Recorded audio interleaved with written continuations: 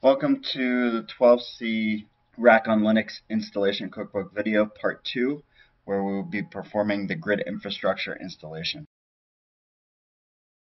Okay, so we have opened a VNC session to node 1 of our cluster as the grid infrastructure software owner. Navigate to the staging directory, which is the directory in which we downloaded and extracted the grid infrastructure software. And prior to launching the OUI, we want to ensure that our environment has no Oracle-related parameters set. So that's Oracle Home, TNSAdmin, Oracle Base, anything that is related to Oracle should be unset. So we'll do an env here. And we can see that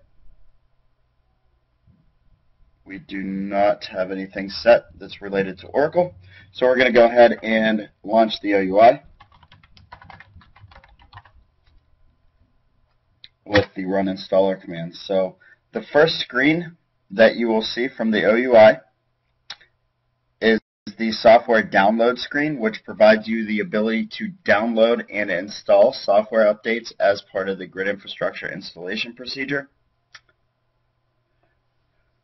In order to use this functionality, you would click the Use My Oracle Support Credentials for Download, enter in your MOS username and password, and if there are any patches or updates that can be installed as part of the installation itself available out on My Oracle Support, it will actually list those on the screen. You could also use a pre-download option. To use the pre-downloaded software updates functionality, you can find instructions in My Oracle Support Note 1289738.1. So this would be used in environments where your cluster nodes do not have direct access to My Oracle Support.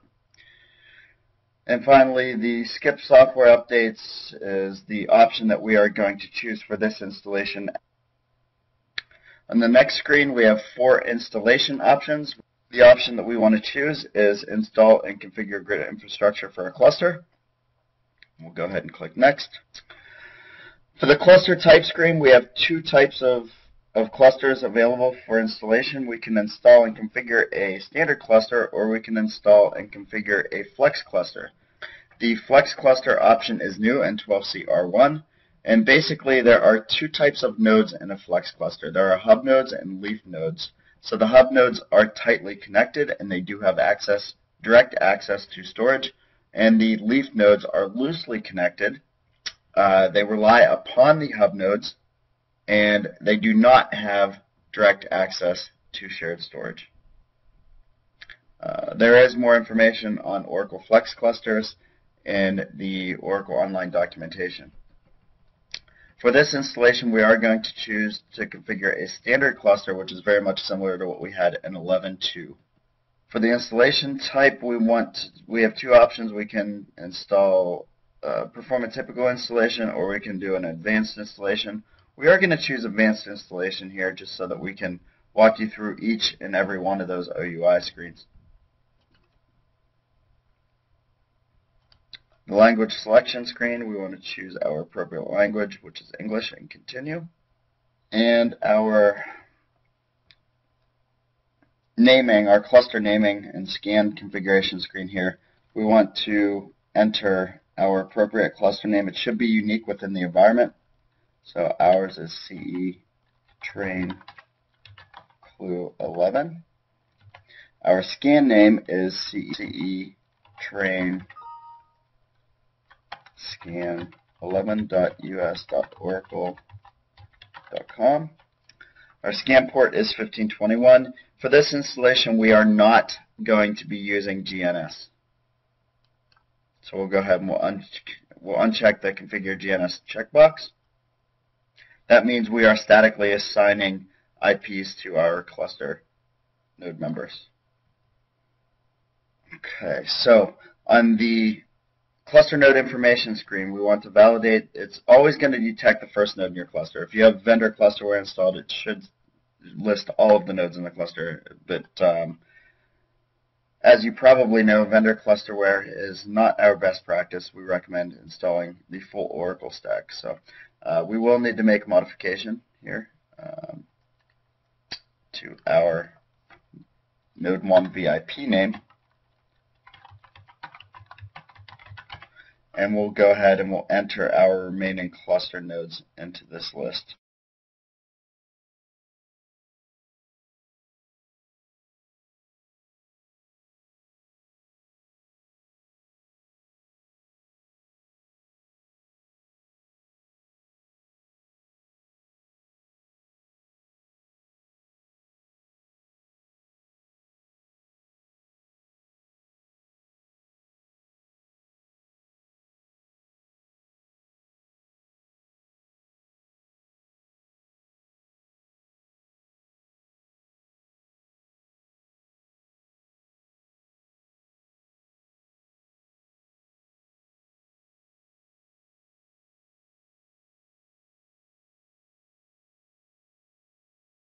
You can use the long name or the short name in here. As long as the short name is resolvable, that's acceptable as well. Okay, so at this point we'll want to click the SSH connectivity button and ensure that SSH connectivity is functional. So we're going to go ahead and click the test button. And we can see that SSH connectivity was already established for our cluster. If you needed to configure SSH, you could do so here, but we did that in the prereq.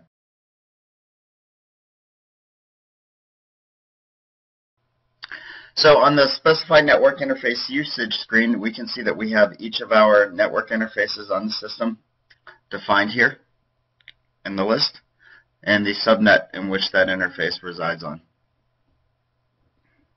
So for our implementation, ETH0 is the public network. ETH1 and ETH2 are going to be configured with HAIP. And you'll notice that both ETH1 and ETH2 are on separate subnets from one another. This is a requirement for HAIP, so ETH1 is on subnet 192.168.28.0.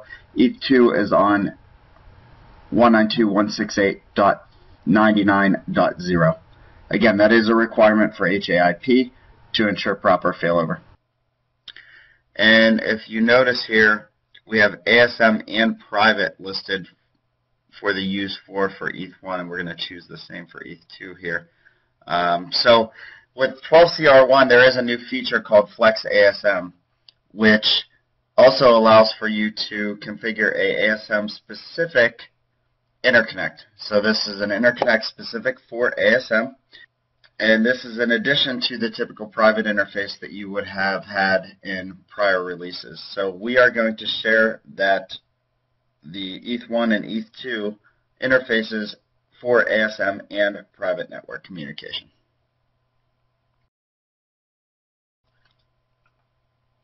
On this next screen, you're presented with the Grid Infrastructure Management Repository option. We talked briefly about this in part 1 of this video series.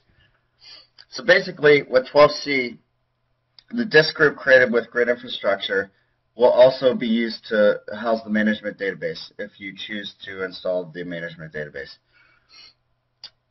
It is an optional component. We do highly encourage it for the fact that without the management database, you lose Cluster Health Monitor. And Cluster Health Monitor is a valuable tool in terms of diagnosing performance-related issues at the OS level, as well as instance and node types of evictions. So we encourage you to install a management DB so that you can have full functionality of Cluster Health Monitor. So we are going to choose yes here and click next.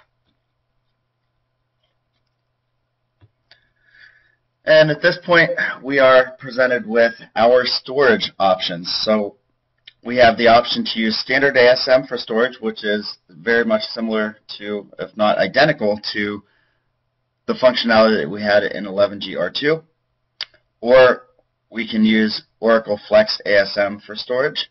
And the last option, which is not best practice, is to use a shared file system. So ASM is our best practice recommendation. So we encourage you to use ASM. For this installation, we are going to choose use Oracle Flex ASM, which is going to allow for a reduced number of ASM instances to be running on the cluster, 3 to be exact, and allows for an ASM failure to not impact the database instances. So database instances do not access their storage through ASM. They actually directly access the storage. ASM simply manages that storage. So with Flex ASM, if an ASM instance were to crash, an ASM instance on a surviving node will be started, and there will be no service interruption to the database instances that were running on the node in which the ASM instance crashed. So historically, if an ASM instance crashed on a cluster node, all of the database instances on that cluster node would also crash with ASM. So this eliminates that problem. So we'll go ahead and click Next. So at this point, we're going to go ahead and specify our disk group name that will be used to house our OCR, voting disk, and grid infrastructure management database. We're going to name it OCR Vote. And we want to choose our disks for that disk group. And we want, for our configuration, we're going to choose normal redundancy, having 3 fail groups. So we're choosing 3 disks. Each disk will be in its own fail group. This will allow for 3 voting disks to be created. If you chose external redundancy, you will end up with a single voting disk. If you choose high redundancy and you have 5 disks with adequate size, you'll end up with 5 voting disks. So you'll have to have 5 fail groups for high redundancy. So though we are choosing normal redundancy and for our OCR and voting disk, and again this allows us to have 3 voting disks, we will be choosing external redundancy when we create our database data disk groups. Our database data disk groups do reside on a high-end SAN, which is using hardware RAID, which will give us the performance and the high availability of the data that we're looking for. So we don't actually need the ASM redundancy in that configuration. For the ASM password, we're going to use the same password for all accounts.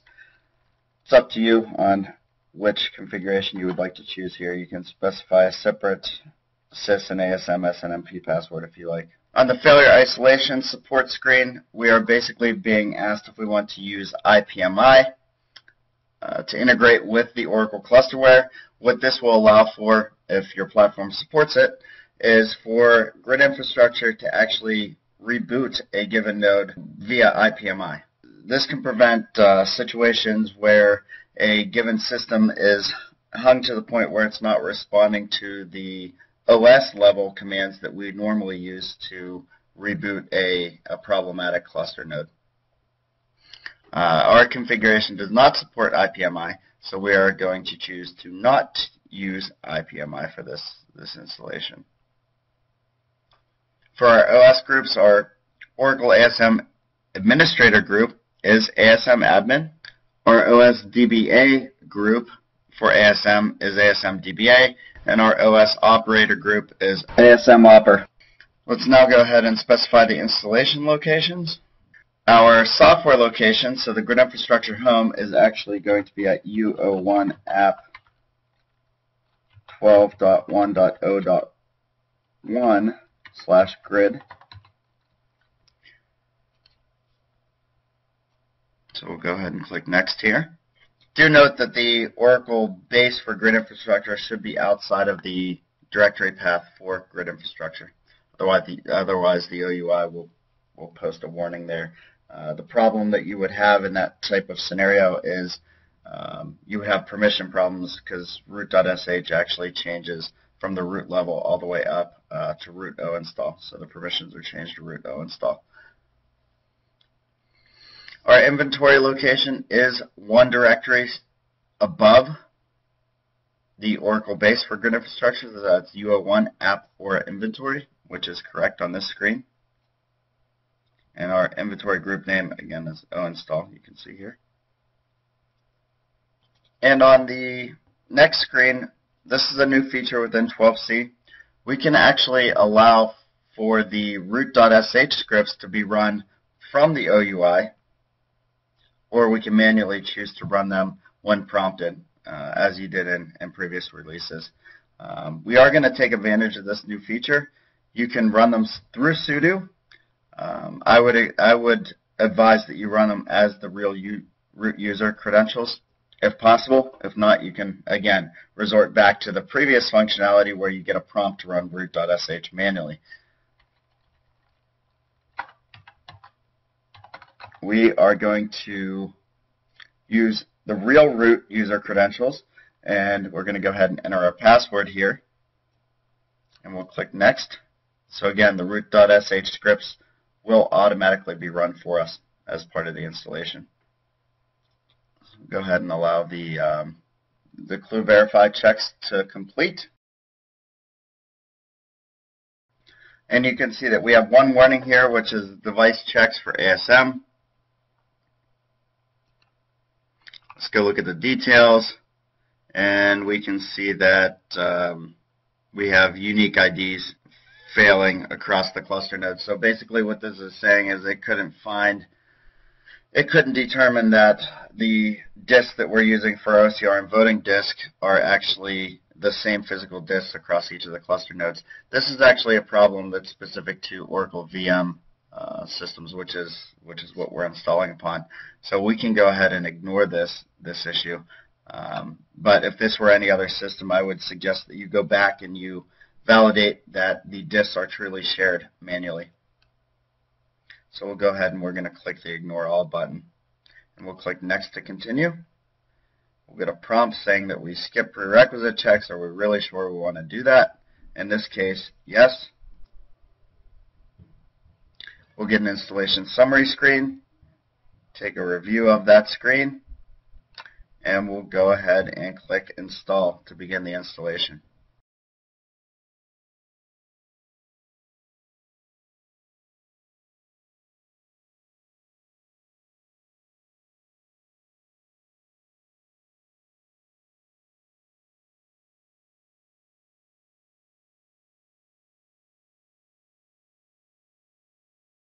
Our software has been copied and propagated to all nodes. Right now we're updating the inventory, and then once this is complete, the automatic execution of the root.sh scripts will be performed. So we're getting a prompt that says configuration scripts generated by the installer need to be run as the privileged user, which is root.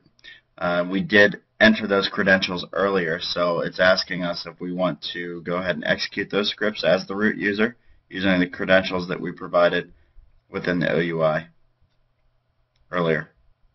So we're going to click Yes. It goes ahead and it executes the root.sh scripts for us. So no need to log into another terminal session any longer, as you had to on previous releases. The time that it takes to actually execute these root.sh scripts is highly dependent on the system itself that these scripts are running on, so be patient. This video does not accurately depict exactly how long it's going to take for those scripts to actually run, so be aware of that.